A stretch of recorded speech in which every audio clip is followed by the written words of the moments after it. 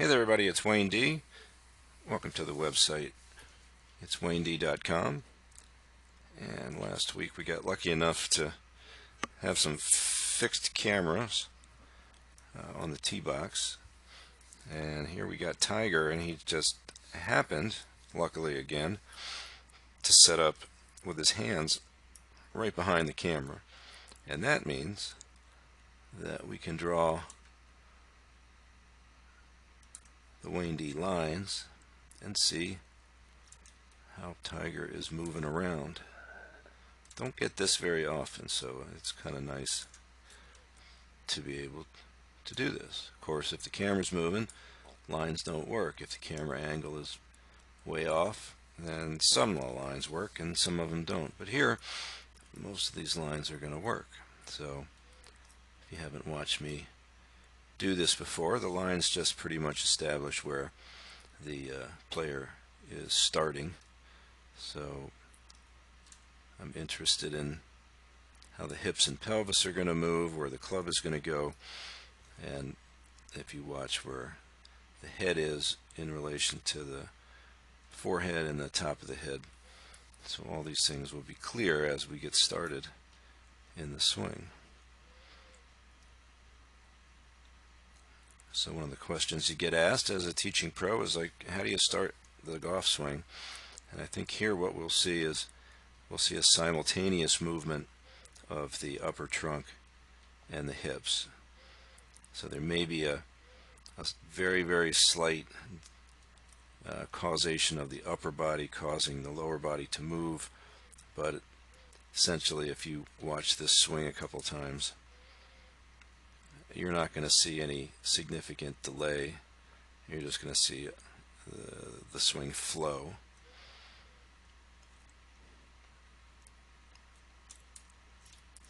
Alright, so as the upper trunk and the lower trunk turn in unison, at the very beginning you can see a very subtle, and everything Tiger does is subtle. There's no huge triggering motions like a Henrik Stenson, or no big forward presses and waggles. So when he gets started from a fairly quiet position, it's very subtle. You got to really watch to see a little bit of a load down into the right toward the heel. You'll see the handle of the club just slightly lower, and you'll see Tiger lower himself just a little bit as he gets the club started. And as you watch the club pretty much perfectly come up the plane, you'll know here that the back of his left wrist is maintaining its bend, and he is using the angle formed between the forearms and the shaft, and he's going to elevate that just a hair. So as he starts back, there's just a little bit of upwardness in the wrists as he swings the club away, and the back of the left hand stays cupped like it is as the grip makes it cupped at address. And now he's just going to float that thing back, and the club's going to come right up the plane. Now, one of the disadvantages of getting shots off a TV is that they don't use shutter speed, so the club is always blurred, but we can kind of see the shadow of the club. So as the club comes up the plane, if you do this yourself in a mirror, so to turn, you'll find that to turn the club and keep it on plane from that takeaway requires some forearm rotation. So you know that the face is rolling open and the right arm is beginning to externally rotate up here. So in other words, the right arm is staying more in front of him. You'll see players flare the right arm at this position where the elbow would be more over to the side, but Tiger's going to keep it a little more pinched in front of him, but he's got the trunk mobility to do that. You can also see by now, so he gets to P2 and he's lowered here a little bit, and then he gets to P3, and he's lowered a little more, and then he gets to P4 and he's lowered a little more. So I would call that gradually lowering. And if you watch the right hip, and you can see it just peek behind that box. So he's getting some depth, maintaining and increasing hip flexion a little bit. You can see the right knee definitely staying flexed.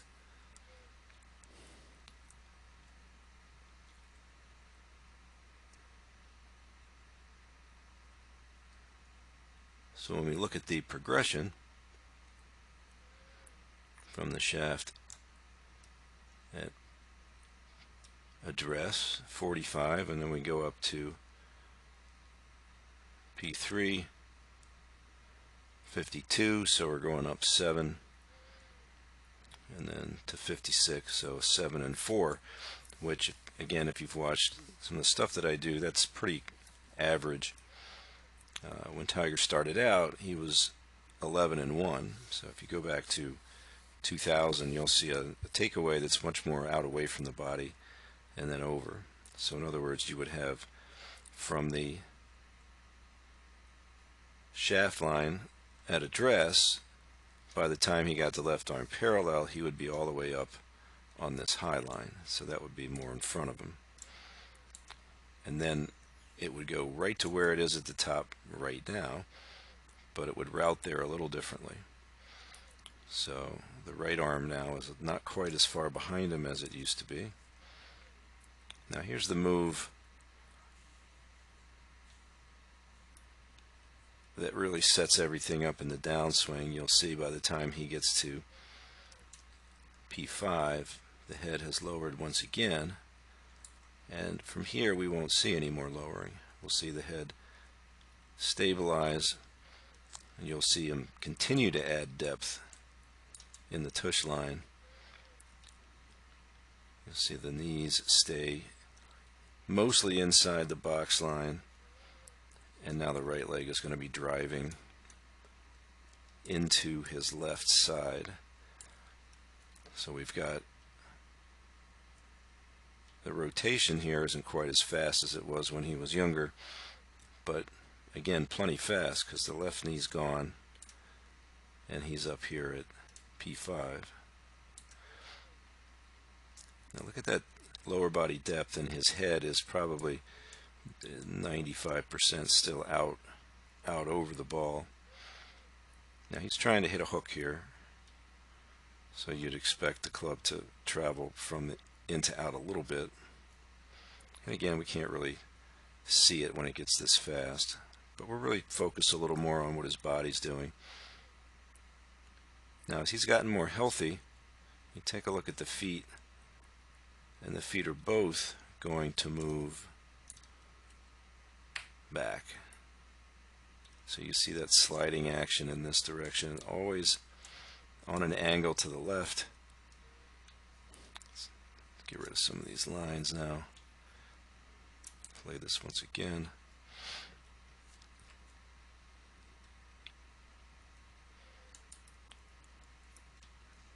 So you can see it in transition.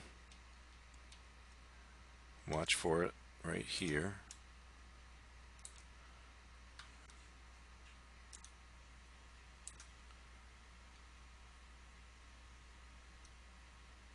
So Tiger is creating more anterior pelvic tilt, which is lowering him more.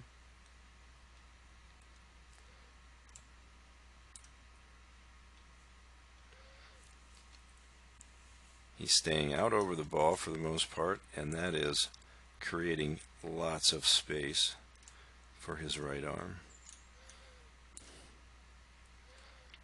And again, that's something that he used to do, and now he's gotten back to where he's got much more room. He's not jammed up, and he's not trying to delay the release with the driver. So if we look at the hand path, Tiger is not a hands out, but he's not a hands down. When he was not playing as well. If you watch that first move of that grip, there's no way it's going to look like it's going in this direction. That thing was going this way. So if you go past 2006 and 2007, he started dropping that club behind him when he was working with Hank. And that stuck in there when he was working with Sean. And I think now he's gotten back to where he's letting the downwardness even out with the rotation, so the hand path is more outward, and that helps the right arm not get behind his side. And then when you look at that footwork, that's a sure sign that he is healthy, because his hips were not staying in the box nearly that well until about a year ago, when it started to, a little less than a year ago, when it really started to get better. Watch this right here, right through the ball. That's so key where he is.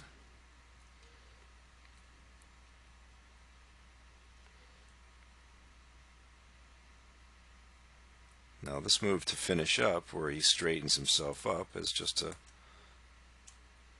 back saving movement, so you don't have to stay, if you're side bent enough all the way through the ball, like right to here, now you don't have to keep driving that thing back and staying side bent that much, so the head does not have to stay out, it can come up, and that's healthier.